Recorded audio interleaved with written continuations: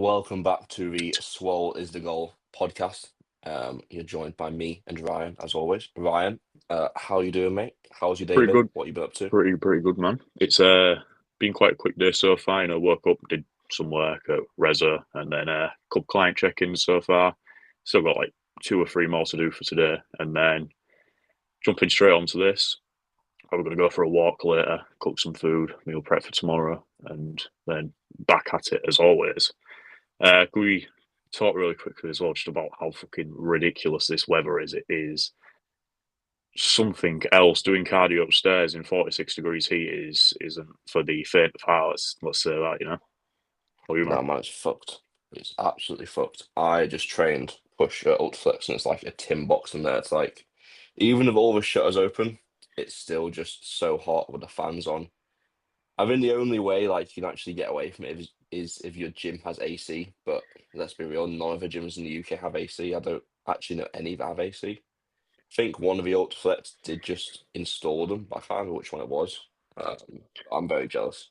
To be fair, it's majority just like commercial gyms, like pure gyms, JDs, David Lloyd's. They're the ones with ACs. From like my experience, yeah, that's usually the case. I wouldn't mind training in David Lloyd right now. Just go to the pool after. Not bad. Oh, that'd be class. That'd be class. We have a gym in Hull. I don't know if it's a commercial gym. You walk in and it feels like one. It's called, I want to say, is Life Fit. It might be Life Fitness or Total Fitness. It's one of the two. I know one of them's a Yeah. gym kit brand, but they've got like a massive pool, and it's fucking freezing cold in the winter, but in the summer it's like the perfect temperature. Remember last year in prep, I'd go there every now and then just to like chill out. Obviously just stress through that. It was really fucking good for it. Yeah, I can imagine. I don't really have anything like that here, like in York. There's obviously a David Lloyd, but like there's not really many places I'd go to chill really. I think that's something I wish I did do more in prep, like find little things to do to chill more. It's only towards the back end when I was like trying to find things just to take my mind away from it, like go to the cinema. But up until then, it was just literally like I just did prep stuff, like monotonous shit. But I think if I could break it up a bit more, would definitely be beneficial. Yeah. To Um, like sorry, to build on that, I think do you think a lot of people kind of lose their social life in prep yeah, I mean, I did like definitely. Um, completely? I mean, to be honest, I didn't really have much of a social life before prep. As sad as that sounds, it's not that deep. I just don't really like going to see people other than Chloe. Or like if I'm going to train with someone, I like kind of being by myself. But I think just kind of even doing shit with Chloe, like it shouldn't have been, but it did naturally just kind of drop off. It would be like because a lot of the time you're going out for like a meal or something, and as much as you can do like other shit, it just seemed like we weren't doing as much, and that was a bit shit on my part. It was only towards the back end I was really making like an effort to be like, right, let's go to the cinema, let's go here. So Yeah. yeah, it's kind of my bad. What about you? I kind of kept like a solid social life just throughout prep. I'd say like the way many times um, I was offered to do something and I actually just declined. I went golf, bowling, cinema quite a lot all the way throughout prep. Back end of it, definitely a lot less because well, you get to a point where walking feels difficult. Your legs are heavy and stuff like that. But I would say throughout the majority, 95% of it, I was definitely doing stuff, attending like family gatherings and stuff. Now, being said, I was bringing meal prep. I looked like a fucking loser, I'd imagine, but goals are goals, and you got to do what you got to do, man. Indeed. Yeah, I don't really know why I didn't do it. I think I wish I did. Prep was just like so overwhelming at the time. I just didn't. All kind of took me by surprise how it got just intense very fast. I think at the start, to be fair, at the start, I did do a few things. I went to the Lake District with Chloe, got an Airbnb. That was nice. Class. Just brought my meal prep on all the walks and shit. But then it just got to a point where I was doing so much. I was like, I just want to. If I've got any spare time, I just want to lie down, essentially. Mm. Um, but yeah, like I think it's all just lessons for next time you do it or next time you diet. Like I'm dieting in 5 weeks finally, Mm. so it'll be like. you know, I'm gonna try conduct that a lot better than I did, I guess, my last diet, which was prep. So It's good. It's good to utilize diets between preps to learn yeah, it's essentially a new skill. Like having a social life while in prep yeah, is a skill in itself. Not in terms 100%. of like solving a Rubik's cube type of skill, but like just being able to do something. This is good. No, It's good. 100%. I guess prep was like my actual first diet, so I think Yeah. it was like a lot at once to kind Mm. of get used to, come to terms with. But like I said, mate, it's like you're just gonna learn from it. And the season didn't go too bad anyway in terms of like how it actually panned out, but definitely things that could make it better and more enjoyable on my end. Um, Another thing was like on prep. I think just because I did have such low energy, even if I was doing something, it didn't like give me the same enjoyment as it would do if I had more energy, if that makes sense. Like, do you Yeah, get what I'm I get saying? you. Yeah, I get you.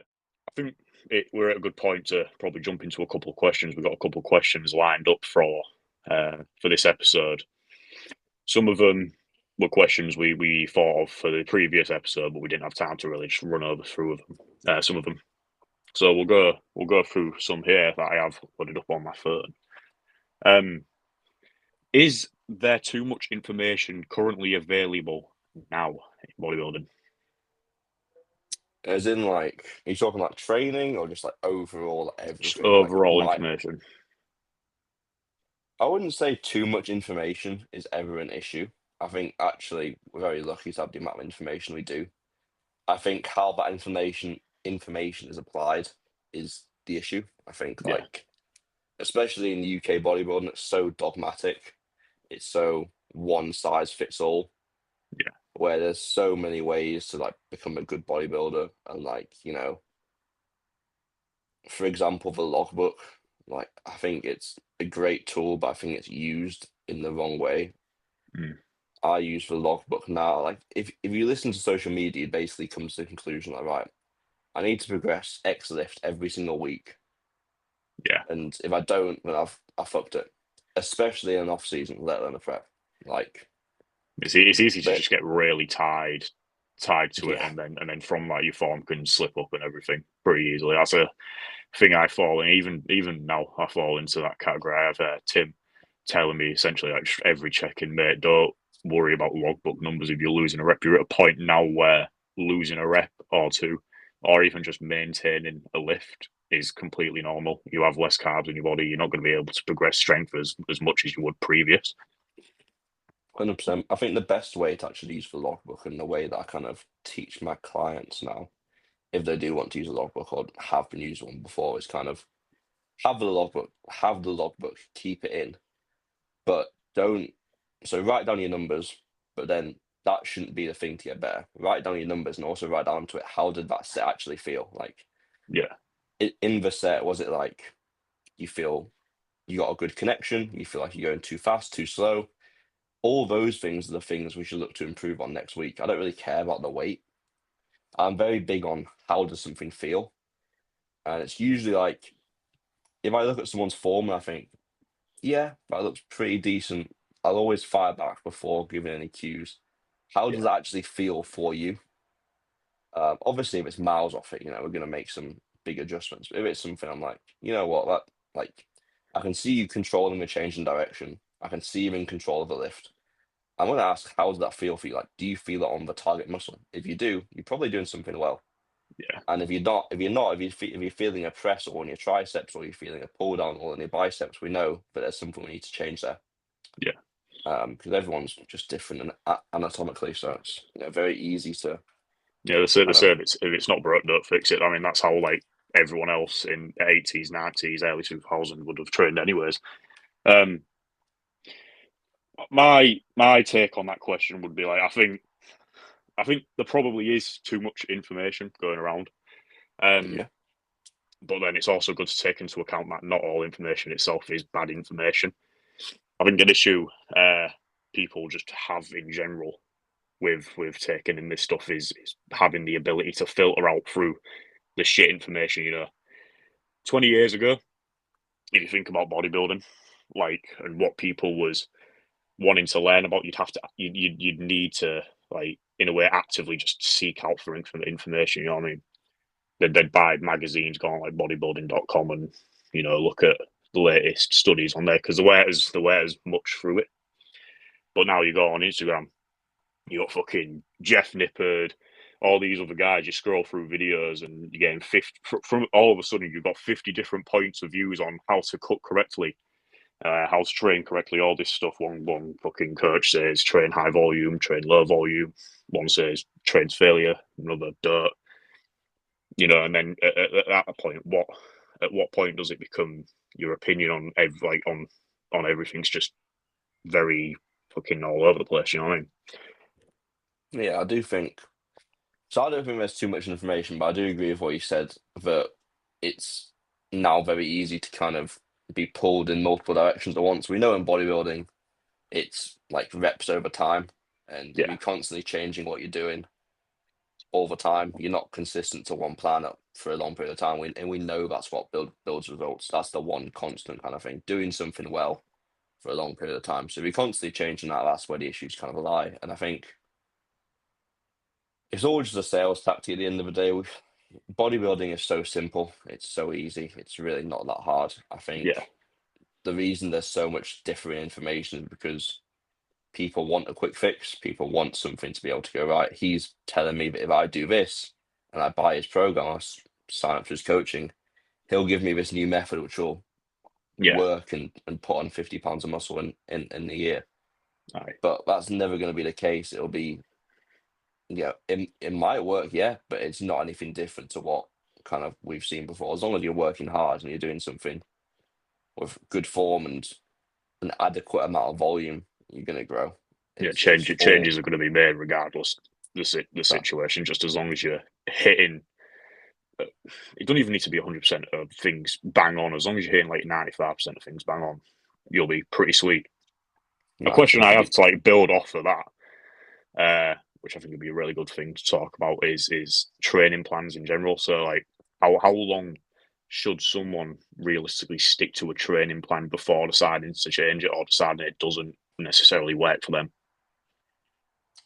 uh, depends. Like everything, it depends. I think if you're someone starting out and you don't have a lot of muscle, then the time you can be tied to a training plan is greater than someone who is quite experienced. And what I mean by that is, if you need more muscle anywhere, then a simple push pull legs rest upper lower rest will do you great things for a long period of time.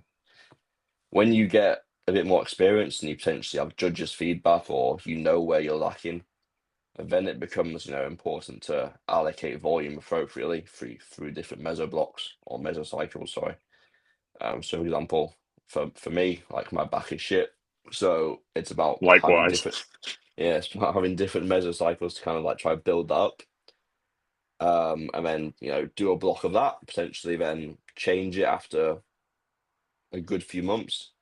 I think it's less so about how long you can use it, it's more so about how little amount of time you shouldn't use it. So what I'm saying by that is, don't change your split every 2 months, 3 months, run it for longer than that. But then how long you run a split is just going to be so individualized. Like if you're getting on with a split, it's all good for you. Run it for years. Like, Yeah.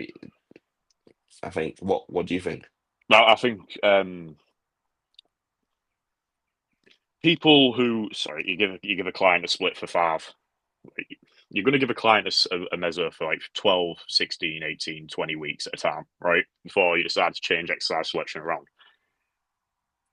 I've had a client before ask me 5 weeks into a new training plan. He's gone, I don't like the lifts. They're boring. I want to do something different. Um, my response to him was, I don't think you realize how long adaptation takes. Just because the lifts aren't progressing for you at the minute, this is a newer training plan for you specifically. Now, you being on these calories, you're not going to really enjoy the exercises.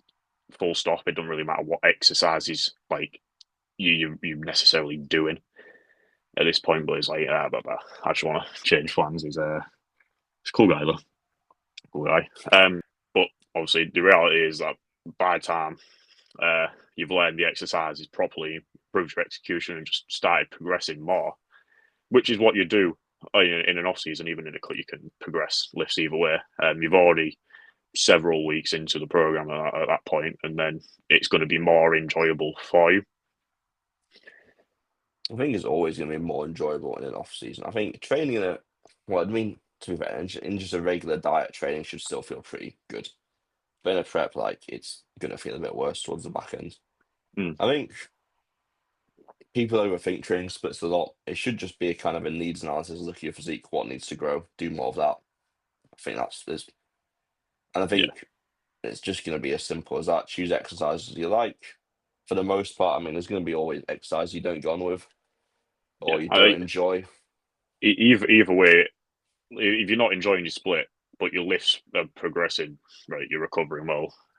You don't even need to really be enjoying it, and you're just seeing somewhat of like physique changes.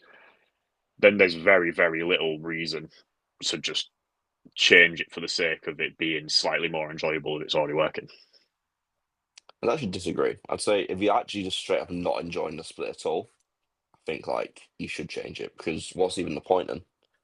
You just go That's fair. into every session hating it. You're not going to really get the most out of it. And I think there needs to be a balance of, certain lifts. Yeah, sure, it's a bit of a mental task to do. For example, me with barbell rows, don't go on with them, but I do Mm, them.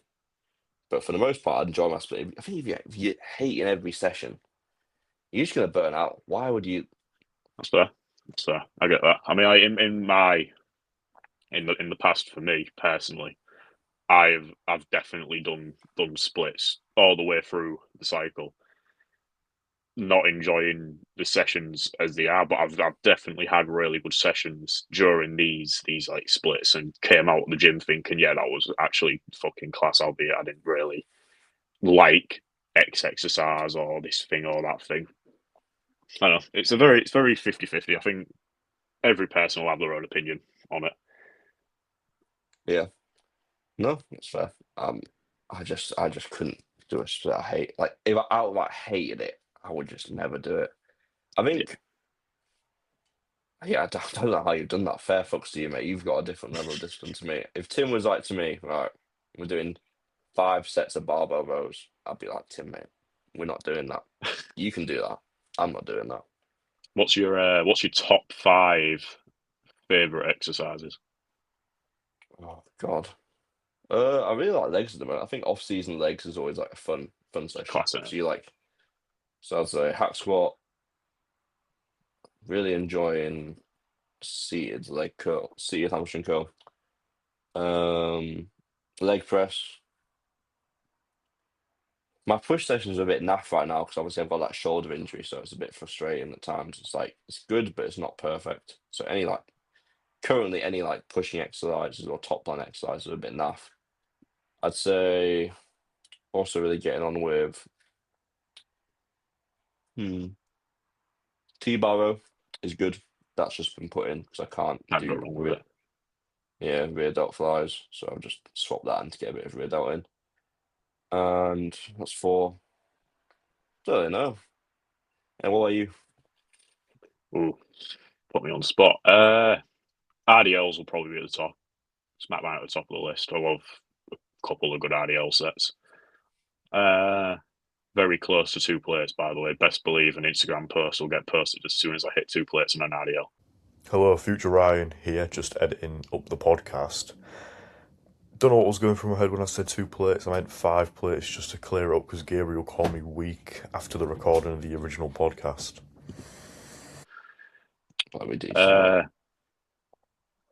any incline chest press, specifically either the Strive, like the machine one, or the hammer strength plate loaded one. They're Oh yeah. something else. I don't connect with any chest movement better than I connect with them.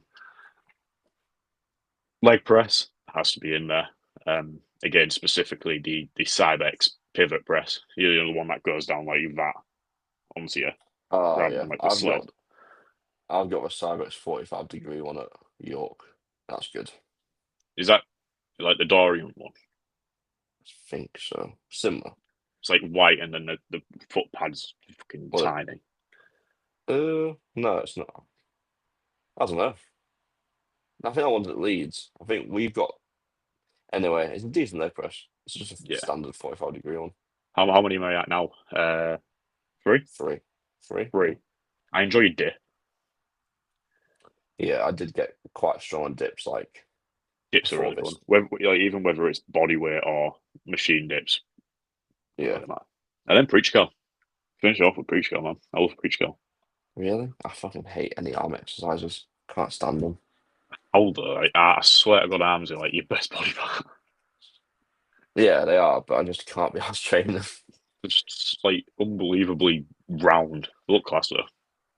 Cheers, bro. Yeah, I don't know. They've always done like that though, mate. Like, I think the max amount of sets I've done of like biceps a week since starting with Tim is like 5 or 6 a week. Mm.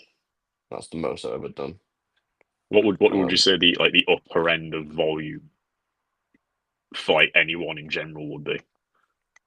Oh, Obviously, it'll vary. volume. It'll vary like type of muscle to type. Obviously, you get fast twitch muscles or twitch muscles. I'd imagine volume on what you can handle would vary between that type. I feel like a runner could probably do maybe more sets, or a lighter person would be able to do more sets than the biggest guy. I think like anyone could do X amount of sets, but I think it's more so like a curve. It's like how much you're getting out of those sets. So, for example, I think there's no real maximum amount of sets you can do. Obviously, there's going to be too many. But if you've got someone who can't really train or has to train at a very low weight and can't really train to fail, just like a complete beginner, they're going to have to do more volume because neurologically it's just so much less demanding versus like someone like you put James Hollinshed on a squat. Hollingshead. Yeah, however you say his name. I don't know how to say it. Sorry, James. It's never going to watch this. No, it won't. He won't. He just needs one set of squats, doesn't he? Versus like Realistically, someone, yeah, like me or you to get the same amount of stimulus out of that set, we need like 2 or 3. So I think it's like a curve. It's like less experience needs more sets. More experience you are, more muscle you have, less sets. yeah. So you can just get more out of the exercise, and you're using more weight, and your ability to kind of connect with the muscle be greater. It's pretty spot on, man. I think we should go back to what we was talking earlier, just about like people fucking is like around is there too much information available now? Do you reckon people consume more information than they actually implement? Sorry, mixing my English up. As in, like people who sort of fake the lifestyle. I'm talking about the people that had listened to a podcast about bodybuilding and think because they've listened to a podcast about bodybuilding, they're doing bodybuilding, or watching a guy train in the gym on YouTube makes them feel more into that world without them actually being in it. Are you saying like, do I think there's too many people who kind of Fake the lifestyle. want to be a bodybuilder but aren't really bodybuilders, essentially? Yeah. Don't know. It's like one of them ones like I see on people's stories all the time about little things about you shouldn't call this, or a common lie I always see is don't call your gaining phase an off season if you haven't competed before. I just think who cares? Like Yeah. it's a fucking word. Either Like way, it's gaining phase, isn't it? like people get so in this industry get so pedantic about terminology, and they seem to like get offended by shit. Or if someone's trying to be a bodybuilder, they don't like that because they can't see themselves in it. I just think if someone wants to kind of pursue bodybuilding in their own way, that's fine. I think do it. I don't think it harms anyone. Yeah. I think what annoys me a bit is when people kind of like, for example, if you know someone and they portray this image online and you just know they're not like that, that's a bit annoying. But Yeah. in terms of actually like, do I get annoyed when I see a little like a 13-year-old want to like be a bodybuilder because he's listened to 2 pods? I couldn't really care. Not Like, really. say, We've all been in that same spot. Well, most of yeah, us. exactly. You just got to look back and kind of think, what was our life at that age? I think a lot of people are just addicted to consuming information because it gives them a feel of like progress without the discomfort of like actually just progressing. Does that make sense? Yeah, so I get what you mean now. Like you're saying, like there's a lot of people who will know everything there is about biomechanics, but if you watch them do a set, they can't take it there. Yeah, That's like, and they just get the wrong end of a stick. It's yeah. like, everything's going to work if you work extremely hard. Could your form be better? Sure, but that's always going to trump like your form being amazing, but training with 5 reps in reserve.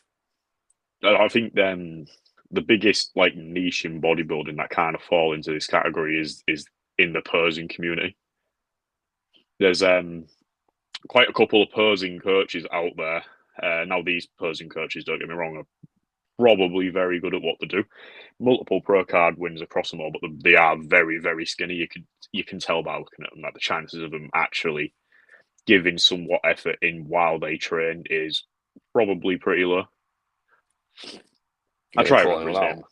Huh? Oh, You're going to call anyone out, cause some drama. I cannot remember his name. If it'll pop up on my Instagram at some point, and I'll make sure I'll send you him. So so I'm sure you know what I'm on about, anyways. I He's, don't he's, know. uh, he's like a skinny French kid, but there's like loads all over that just pop up on my feed constantly. I'm gonna play devil's advocate here. Actually, go again. So like, you see that like, if he's a posing coach, and you're like, okay, you don't have much muscle, but can he pose? Yeah, he can pose. So what harm is he doing?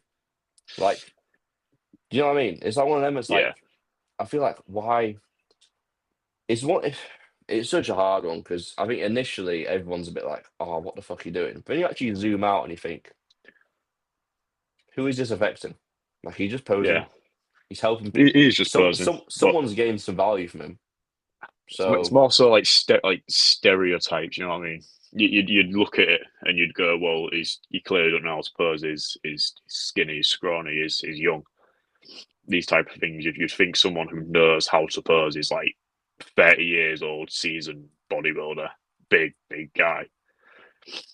yeah, I mean, don't get me wrong, they might be better at posing. I don't know. It's such a hard one, mate. Like I've tried to just be like very much not take anything from that. It's one of them.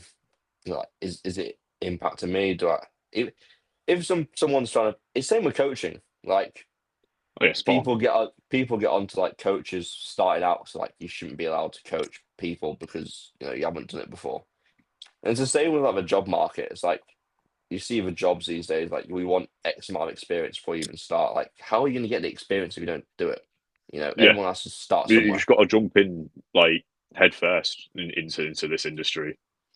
It's brutal, but it definitely works. Like me and you, both of us are just picking up clients pretty fast now. Like, yeah, it feels Yeah, like you are. every other day we can't get onto an episode because we're either setting a client up or we're just doing more check-ins, which we didn't need to do last week because we set someone up last week. Yeah, you're taking on a lot of clients recently. Mine's kind of Yeah, just like stable. It's getting a I'm, bit I'm better. sat around 10, 11, something like that, maybe. Well, it'll be 12 soon because I've also got another lad starting up with me, but he's in like the Navy, so Cool. that'll be something. Nice. But it's class. It's class. Are you coaching Um, like a lot of kind of lifestyle people or kind of people who want to compete predominantly or lifestyle. I want to say 3 or 4 guys that want to get on stage, but I have said to these people as well, I'm more than happy to take you to stage, but I think it's definitely smarter to do a photo shoot first. So that not only gives me the knowledge of coaching someone down to that like body fat percentage at that level, yeah. it also gives them insight on how life is at that like state. Yeah. I assume they're all pretty young, like similar age Yeah, to you. yeah. Yeah. My oldest client is 28. Nice. Yeah, Yeah. he's a good lad. Yeah. I mean, like, it's gonna take time to kind of Build it up. get used to what it's like coaching someone that body fat. I mean, I haven't really done it much, but I got someone What's called your? Ben. Ben's good. Ben's good. He I gets might get pretty late. him. I might get him mixed up with. Is it Drew Hope's client that's called Alfie Cole? I don't know. Because I think Maybe. I get yours mixed up because they look pretty similar. I'm not sure, to be fair. I know Drew's got a lot of clients, so he's a good Yeah, lad. Drew's class. Drew's good. Next question. Sure. Fire it away. What is one thing you used to believe that you've changed your mind on? So something you was so dead set and was like written in the Bible of lifting when you first started, whereas now that page has kind of been torn out. It don't mean anything to you. I've Two got a things. very good answer for this. I'm pretty excited. Well, do you want to go first? Because I've got two things that spring to mind. So When I first got into bodybuilding, I genuinely believed that if some was good, more had to be had to be better. I think we talked about this in the last episode with you doing like 50 sets of chest, like your first chest workout. And I think yeah. a lot of people definitely fall into that category. Like if 10 sets, you think if 10 sets worked, 20 must work better. If 30 minutes of cardio got you some level of abs, 60 must get you shredded. Yeah. That's kind of the mindset I was in. And then just as I've gained more experience and coached more people, for myself in general, I just realised that progress realistically just comes from how well you recover both, like how well you can just recover from. If you Probably. can lift hard for less and recover just as well as lifting more, you're probably going to progress at a similar rate either way. Yeah, I think it ties in quite nice to what we were saying before. Like, to be fair though, like when you're younger, when you've got less experience, you do need to do more to get the results. As you get more experience, you need to do less to get the results. So it's kind of just a natural evolution. It's similar to what we were saying before. Um, when you're younger, you need to do more to get good results. When you're older, when you've got more experience, when you're training more muscle mass, you need to do less to get equally good results. I mean, it comes with time. I think I I don't think you've probably changed your mind on that. I think that's maybe something you've just evolved into. You actually realize I need to do less now because you've just got more muscle. Do you know what I mean? Yeah, yeah. Obviously, like earlier. I But mean, you can see it both ways. as I said, with people who different sports can just handle different types of volume in general. Like I said, if you look at a high rocks athlete, they're doing quite a fucking lot of sets. We have a guy at Reza that comes in every now and then, he does like honestly probably about 8 sets on bench press, but is like incredibly fit. So it's Yeah. like earlier, it's kind of just 50-50. It's whether more volume works for you or it doesn't. But then how much is he lifting? Is he lifting a lot? Yeah, to be fair, Is his he? max bench is like 150. Oh, okay. I'll shut up. That's Uh, that high rock strength, man. yeah, that's different. Same thing for me. I'd say things I used to believe in would be, you know, eat as much food as you can just to get big. Like there was no limit on it, just literally as much food as I can get in. And another one would be kind of the logbook once again, like I said before. Just if I'm not progressing with logbook, I'm not gaining muscle. If I'm regressing with logbook, I'm losing muscle. And that kind of spanned my head a lot and just made my form worse and worse Yeah. at the With sake of with nothing. that first point, sorry. Did you ever get addicted to masking shakes? No, I'm glad I skipped that phase. That is a good phase to skip to. I remember I kept buying like massive 5 kilo bags of just fucking my protein chocolate mascara shakes, and I probably have about 2 or 3 a day.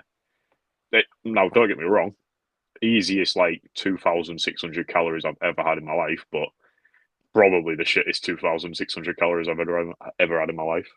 Was that was that what was in one shake? 2,600 calories. No, it was like 908 or like Oh, 850 a shake, but it was like fucking but it goodness was like sake. 150 grams of powder. Fuck Shocking. that. Hey, yeah, it did its job. Like, Yeah, well, yeah, you're here to tell the tale. I remember I was like on tuna, 14 cans of tuna a week, so my mum was like, no, mercury poisoning's a thing. So I had to cut that back real quick.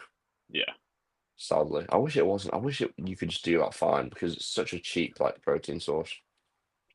it is. It is. Not Another have to buy. another thing as well. I also rinsed granola when I started. Oh yeah, I feel everyone like a lot of fucking people, did. a lot of people did though. As soon as you find out granola is like stupid amount of calories for like 100 grams, it's like, well, Yeah, guess this is what I'm living off crunching up granola yeah. for however long. Got me up to like 97.4 kilos before I got with Kenny. But being said, my shape and condition was fucking well out of whack. I looked like a bag of milk. We've all I been don't there though. think I don't think I'll ever get that heavy in my life. One day maybe. You never know. That's to me. That's Just hop on a shit ton of anabolics and don't tempt me. don't do that. Don't tempt me. Don't tempt you. You've got more natty More. life in you, man. What about you? Do you think you'll ever hop on game? Probably 100%. Yeah. I Yeah. feel like it'd be a bit of a waste if I didn't for myself. Just to not even to like win shows like that. It's more just to see what would happen. Would I respond as well as I think I would? Would I get as Yeah. big as I think I would? Would I get as strong as I think I would? And if I did, like I've already said to Tim, I refuse to do it. I was talking to Matthew. Is it Matthew or is it Matt Egerton? Yeah. Might. Well, Yeah, Matthew or I Matt. was talking to him last night about it, and I said to him, I ain't gonna hop on until I've either won WNBF, UKDFBA, fucking PCA natural, or a natural IFBB pro card. Because to me, like, there's no point. Um, because if I can't win one of them, what's to say I'm going to win an enhanced show? You know, it's like jumping from a lake into the ocean. Like, Yeah, you're does just. that kind of make sense? No, I get what you're saying. Like the pool of athletes in the enhanced leagues are just so superior, obviously, to the natural Yeah, league. So you'd want to be at the top end of a natural before even thinking about. I get what you're saying. yeah. But like, on the other hand of the spectrum, it also does look incredibly fun to just do. But Would that's the like the younger side of me talking. I'd imagine. would you be fine pinning yourself in? Because I could not pin myself. I would hate it, man. Can't answer it. No, I don't have a clue. Maybe, Well, possibly, probably. you had your bloods done. I had any blood taken from the hospital. I had any needles in you. Might have done when I was 3 because I got rushed to hospital because I was like borderline heart attack and found out I had a heart Oh, condition and shit. So probably I'd imagine so if it was well, whenever it'd have been then. you've got a heart condition, so surely Yeah, gear's not fucking good then. it's healing over the years. Get better, guys. Don't worry. It's be sound. What is the heart No, condition? If you don't mind me asking. it's called pulmonary stenosis. So often treated by like stents and stuff because there's a valve in my heart. I'm pretty sure it's like my left ventricle valve or something. Whatever the one that pumps blood into the heart is, thinnens up over time. So normally, I've got like an example on my desk. Normally, your valve's like that thick, Yeah. the size of like the bottom of a battery. But mine over time shrinks down to like the ball of a ballpoint pen. So obviously, blood flows through really So slow. Gets super lethargic, like passing out, falling asleep randomly. It's pretty shit. The procedure to then fix your heart. You have to go to there's like 3 hospitals in the UK that can do it. There's like one in Glasgow, one in Leeds, and I think it's London. yeah. I go to the one in Leeds, obviously, because it's only around the corner. And they put like a tube with a little balloon on the top of it up your main vein on your leg near where your groin area is, and they just feed that tube up into your heart and just pump up the balloon, and then you're in hospital for like Yeah. 2 weeks eating fucking smiley face chips and shit. Nice. Yeah, So is that something you have to do regularly, or you've done it once when you were a kid and it's kind of I don't know how many times I've done it. I think I might have done it like 2 or 3 times. I ain't done it any time lately. I think last time was probably like 12 years old. something like that. So you have to keep getting checks upon it though. Yeah. I have to keep getting checked. I should really get a check now because, well, heart palpitations, heartaches, and stuff are something I am going through with at the minute. It's just I live nowhere near like What home, the so fuck are you doing? and I'm sat here drinking Monster as well. Oh, mate. It's a lifestyle. It's a choice. My mate Tim will not be happy. No, you know he shouldn't. Well, he should know about the heart condition. I'm pretty sure I've told him before. No, yeah, maybe just mention it. Oh, and go get your heart seen too, please. Yeah, For your I'll own do that. sake. Don't worry. Don't worry. Good man. Just put some like fucking Oh, ice cold gel on my chest, and it's like when you check for a baby. What's it called? An ultrasound. oh I've had the Yeah, same they thing. do one of them Wow. on your chest and like see how your fucking An heart's beating. I ECG. remember. I remember when I was like 8 or 9 years old. They did it to me, and they said I had a fucking like mouse running around the inside of my body, and I was like shit scared for a week straight. That was something else. Anyways, bro, as you were saying, Yeah, what were we even fucking talking about? I can't remember. next question. Yeah, what we got? Give After the little heart tangent, are people underperforming because they don't know enough or because they don't do enough? don't do enough. Pretty Simple simple as. answer. Yeah, I think. Yeah, that's what I'd say anyway. Anything to elaborate on it with?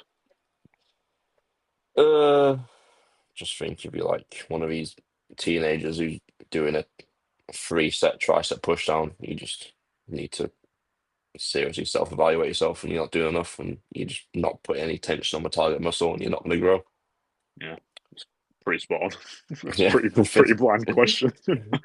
Yeah, to be fair, that's all that came to mind after that. After the You do heart. see it though so much. I'm not sure if it's the same in your gym, but like it's just teenagers who will do like the most low rep sets of the most Yeah, heavy weight possible. And you just think you're definitely not feeling that on your chest or your tricep. Like that there's was me at no the way. start of this year. I can't even lie. I was doing sets with like 4 reps. I heard Adam Powell say if it's a 4 rep set, then it's a successful set, which is the most. That was your mantra. That was my mantra. That's what I lived by for like 5 months 4 reps. post prep. Mega. Um, didn't gain a single bit of strength, to be honest. My deadlift went up quite a bit. I pulled like 240 for a 2 reps, I think, or something like that. But How many thighs of knee sleeves did he gain? Good Jesus few. Christ, good view, yeah, good view. Couple of pain here and shoulder pain and all that just from Yeah, lifting weights. I definitely can't lift, but can't like we imagine, say, mate. everyone's been in a position like that at some point in their journey. Oh, that's funny. That's good. Yeah, One thing to be fair, I don't think I ever did that thing. My thing was doing too much reps. Like I would do like 20 rep sets. It would be like, yeah, I don't know why. It'd be like 20 rep leg extension class. what what was going through your head when you were doing that? Was you just like scared of weight? Because I know a few people that kind of do that type of stuff now. No, I was just probably link back to what we were saying before. Like, oh, I've got to do as many reps. I wasn't really thinking about the weight. More's better, bro. Yeah, exactly. Optimal. Well, so Um, they say. do you have any more questions, or what's the situation? Yeah, I have actually. You ready? Go on. Do Is it a good people one? overuse sauce? uh, Mega. Um, We'll do a sauce ranking after this as well. that's fucking snuck up on me. We'll do a I sauce don't ranking know. after. I don't know, mate. Like, maybe it depends. I don't know any on the overused sauce. I think if you're taking the piss of mayonnaise, then yeah, you're gonna be having a lot of fats. But Yeah, I it's don't know. like when someone's Sorry. telling you they're tracking everything absolutely perfect, and before you know it, they've got like half a bottle of Nando's sweet chili sauce just spread out between 3 meals. You know, at what point? Yeah, it's not. At what, It's not I feel great. like by a majority of people, it's definitely overused. I've definitely fell into that category at some point as well. I feel like starter prep specifically, I was using more sauce than I should have been, admittedly. But then I kind of gave myself a foot up the arse, locked in, went to the hot sauces. That's a cheat code. I kind of just use the same year round, like 15 grams of barbecue sauce per meal. Yeah. And that's some bit of hot sauce, like the Frank's red hot sauce, which is like just salt in it, no calories. Tell me about it. Tell me That's about it. pretty much all I do. Frank's Buffalo as well is something else. Never had that. I've had the green one when I was in America. That was pretty solid. Didn't even know there was a green one. You need to try Mate. that Buffalo one. It's top notch. It's up there. I'll try it. I've got it in the house to be fair. My family use it, so I'll try it for my next meal. I still haven't had post workout yet. I'm like fucking hungry, yeah, man. Hungry. I'm like, when you get to that point where it's like, ooh. Oh, I just want to eat. Yeah, I've been there a million times. That's just me after any fucking task I do. To be fair. That's it. Anyways, I'm going to have you blind rank some sauces. All right, mate. Go on. So I'm going to give you 5 sauces, and obviously you're going to rank it 1 to 5. But you can change the position you put it. Yeah. See how it goes. You ready for your first sauce? Yeah. Let's go with mayo. 5. No. Straight at the Mayo's bottom. 5. I like that. I feel like mayo's... What would you say mayo's best on? Like a chicken burger, but you can't fucking use it. Like, it's too high calorie to be justified. That's fair. I'll have it in an off plan here and I fucking love mayo in like a chicken wrap. Yeah. That's top notch. Tomato ketchup. Oh. The Old Faithful. 2. Is there a sauce you're waiting for specifically? Yeah, that Frank's hot sauce is going number 1 because I would have it on it. I'd have it on Cocoa Pops. I'd say hot sauce. I'm going to say Frank's hot sauce specifically. We'll go with hot sauce. Yeah, number 1. Put it That's straight to the fucking top. You've got 3 and 4 left. Yep. Choose wisely, man. Barbecue sauce. 3. Yeah. What's the last one? I can't think of what other sauce exists. 3. Yeah, good point. I've kind of hit a stump here. What fucking sauces exist? Sour cream. So it's going to be fucking 4, innit? Yeah, well, it's got to be. Right. That was fun, that. I think we're fried, bro. Oh, fucking I need food. We we should probably edit that bit out. I think the sauces bit is just a bit weird. Bit dumb. I think we should keep it. I think it was just quite funny. Right, we'll just outro and then you can edit it to go. See how it goes. Anyways, people, that has been episode 2. Technically 2.5 because we did originally film an episode 2, but my head halfway through went upside down. Might make a blooper reel of it, might not. We'll soon see. Please do. I'm asking for the blooper reel.